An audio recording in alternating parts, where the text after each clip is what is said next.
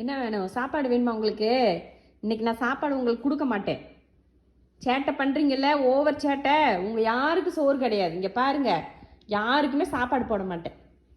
நீங்கள் இப்படியே உட்காந்துட்டே இருங்க. இந்த கருவா பையன் பண்ண தப்புக்கு உங்கள் எல்லாருக்கும் பனிஷ்மெண்ட் இன்னைக்கு. சரியா? சரியா?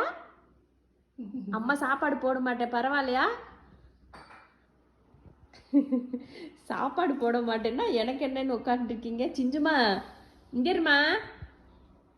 சிஞ்சு குட்டி, ஓய்.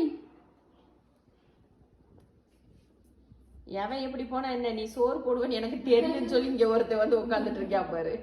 ஏண்டா என் கருவாப்பையில என்ன செஞ்சாலும் இந்த அம்மா எனக்கு சோறு போட்டுரும் அப்படின்ற நம்பிக்கையில் இங்கே வந்து உட்காந்துருக்கு பாரு. நான் போட மாட்டேம்மா, நான் உனக்கு போட மாட்டேன்.